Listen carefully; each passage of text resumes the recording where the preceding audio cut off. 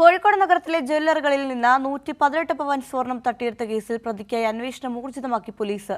കമ്പത്ത് ലൈനിലെ 11 ജ്വല്ലറികളിൽ നിന്നാണ് ജ്വല്ലറി നടത്തിപ്പുകാരൻ സഫർനാസ് സ്വർണവുമായി കടന്നുകളഞ്ഞത്. ഉപഭോക്താക്കളെ ആഭരണം കാണിക്കാനെന്ന് പറഞ്ഞാണ് ജ്വല്ലറികളിൽ നിന്നും ഇയാൾ സ്വർണം തട്ടിയെടുത്തത്. 139 കോടി രൂപ വില വരുന്ന സ്വർണ്ണാഭരണങ്ങളുമായി മുങ്ങിയ ജ്വല്ലറി നടത്തിപ്പുകാരൻ സഫർനാസിനെ സംബന്ധിച്ച് പോലീസിന് കാര്യമായ വിവരമൊന്നും ലഭിച്ചിട്ടില്ല. കോഴിക്കോട് കമ്പത്ത് ലൈനിലെ 11 ജ്വല്ലറികളിൽ നിന്നായാണ് പ്രതി സ്വർണം ശേഖരിച്ച് കടന്നുകളഞ്ഞത്. സഫർനാസ് ജ്വല്ലറിയിലെത്തി ആഭരണങ്ങൾ ശേഖരിക്കുന്ന CCTV ദൃശ്യങ്ങൾ പുറത്തു വന്നിട്ടുണ്ട്. എടക്കാട് സ്വദേശി KM രാജീവിന്റെ പരാതിയിൽ ടൗൺ പോലീസാണ് കേസ് അന്വേഷിക്കുന്നത്.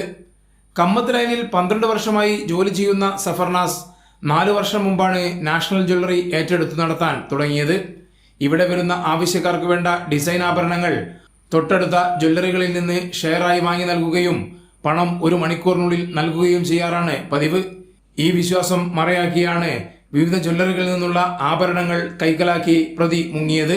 സഫർനാസിന്റെ മൊബൈൽ ഫോൺ സ്വിച്ച് ഓഫ് ചെയ്ത നിലയിലാണ്. അസിസ്റ്റന്റ് കമ്മീഷണർ KV പ്രമോദിന്റെ നേതൃത്വത്തിൽ പ്രത്യേക സംഘം രൂപീകരിച്ചാണ് അന്വേഷണം. സൈബർ വിഭാഗവും ക്രൈം സ്ക്വാഡും അന്വേഷണ സംഘത്തിലുണ്ട്. കൈരളി ന്യൂസ്, കോഴിക്കോട്.